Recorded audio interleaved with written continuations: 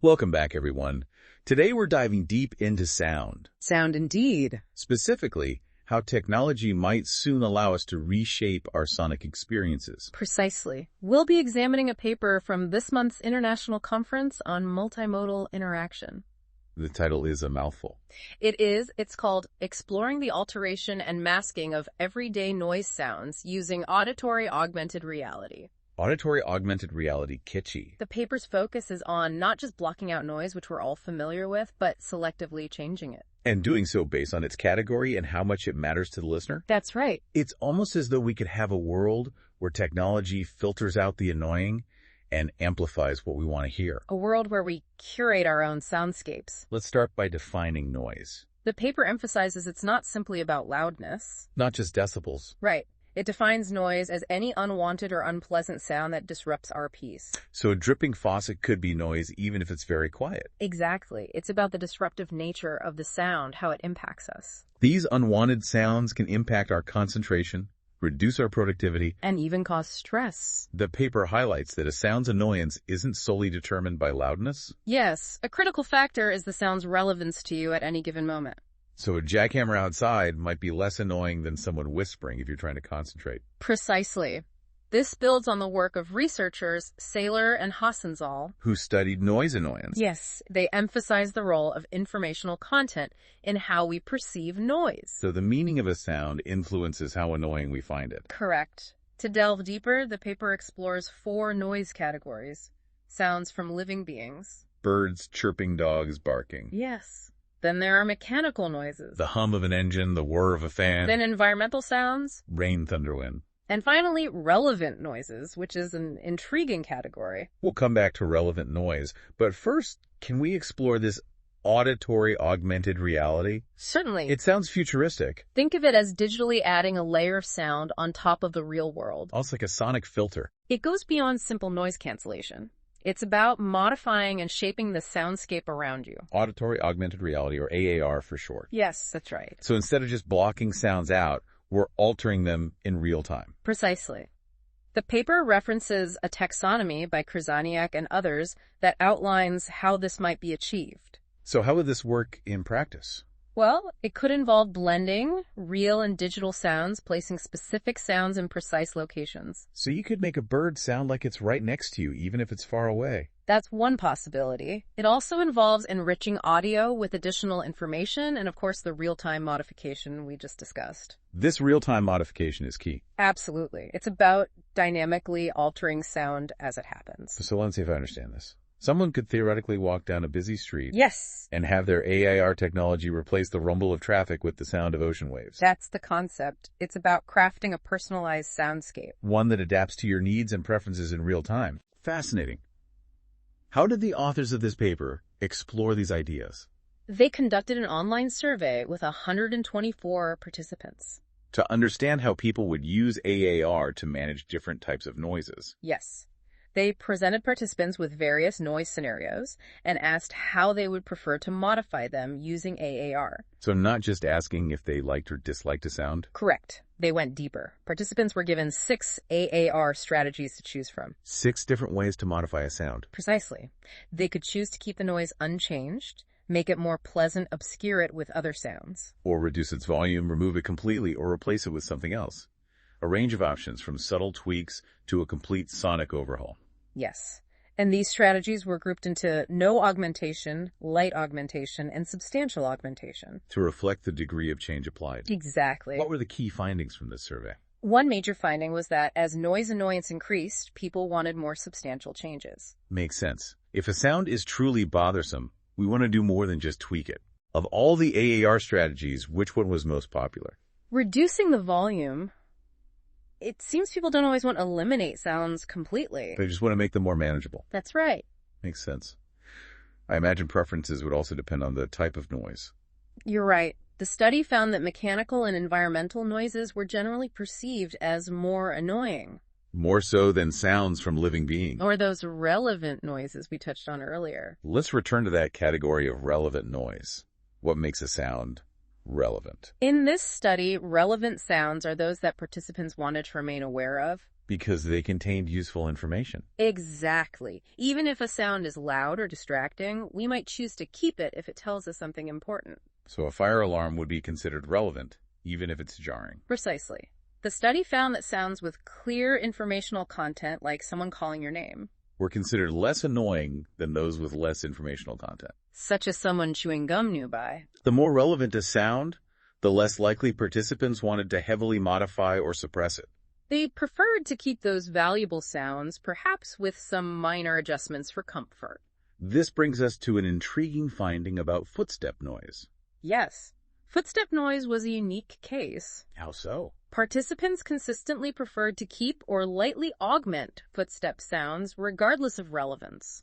So even if someone's footsteps were irrelevant to their task, they still wanted to hear them. That's right. Why do you think that is? The researchers speculated it might be due to the nature of the sound. Footsteps are generally low frequency, fairly predictable. And significantly, they provide information about someone's presence and movement.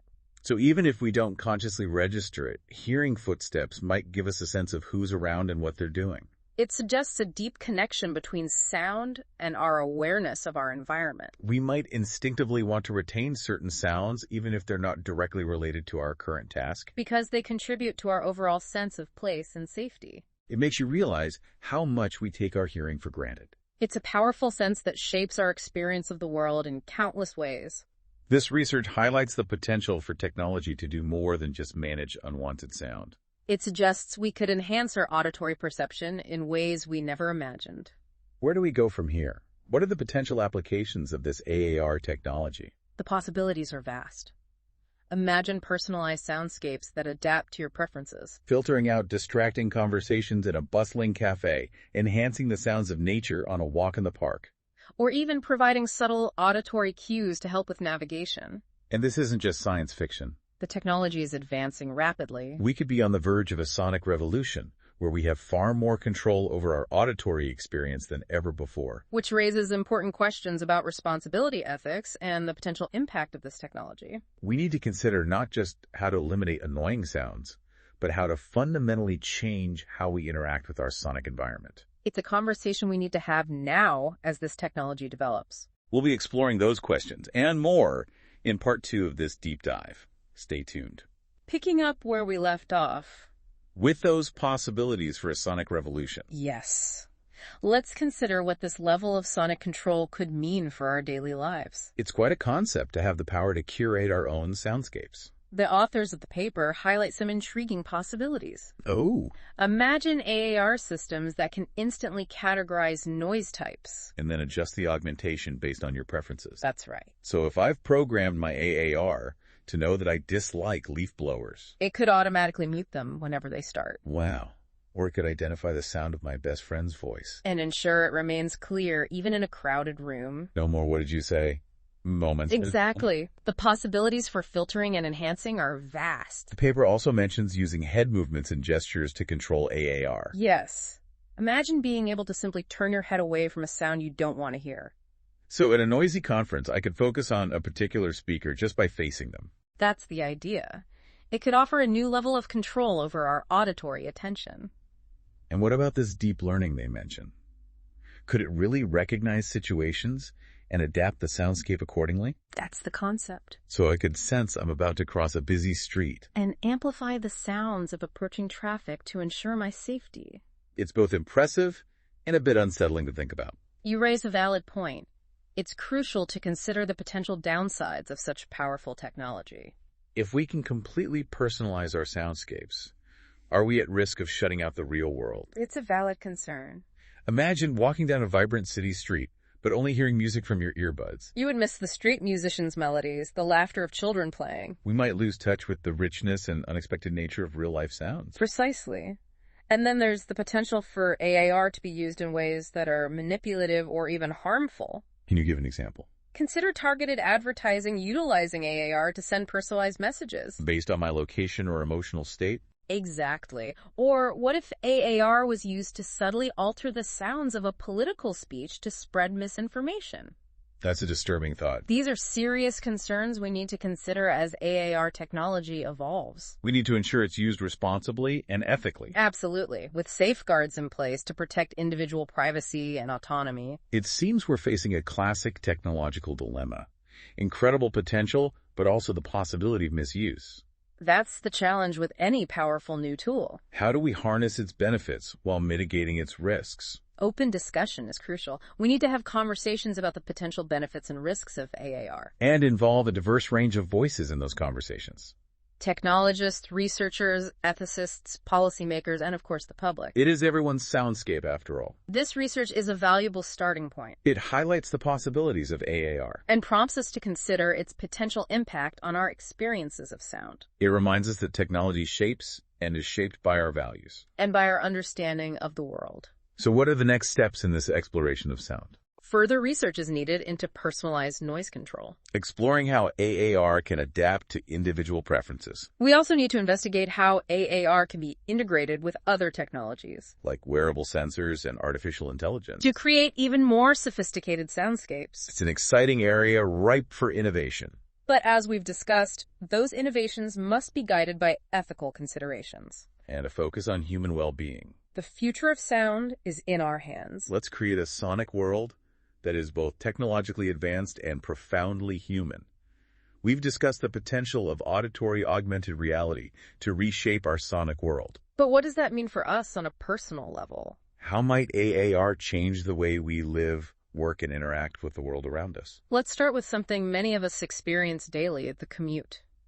Yes, the joys of rush hour traffic. Imagine putting on AAR headphones and instantly transforming that noise into something more pleasant. So instead of honking horns and screeching brakes, you might hear the sound of a flowing stream or the calming rhythm of ocean waves. That could make the stressful commutes a lot more bearable. And beyond blocking unwanted noise, AAR could also provide useful information. Like real-time traffic updates. Exactly. It could alert you to approaching sirens or give you turn-by-turn directions. Without having to look at your phone. Right, making navigation safer and more efficient. What about in the workplace? AAR could transform the office environment. How so? By creating personalized sound zones. So I could block out distracting conversations while still hearing my colleagues. Precisely. It could also offer real-time language translation. That would be invaluable for international teams. It could break down communication barriers and foster collaboration. AAR could also have a significant impact on how we learn.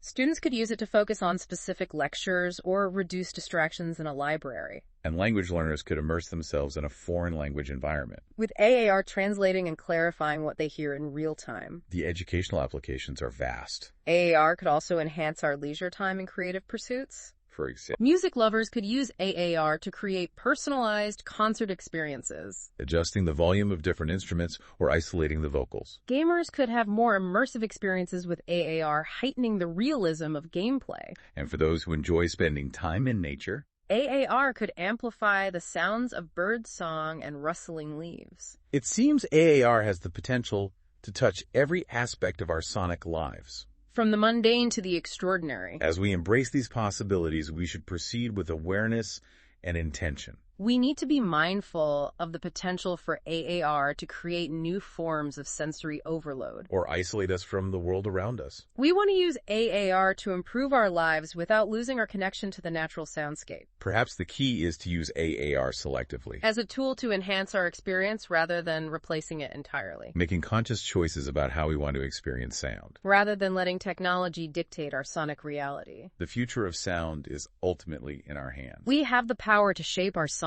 environments. And create a world that is both technologically advanced and sonically rich. It's an exciting time to be exploring the possibilities of sound. We've only just scratched the surface of what AAR might be capable of. As this technology continues to evolve, we encourage you to stay informed. Ask questions and be a part of the conversation about the future of sound. It's a conversation that affects us all.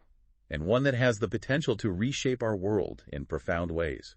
Thank you for joining us on this deep dive into the world of auditory augmented reality. We hope you found it informative and thought-provoking. Until next time, keep listening.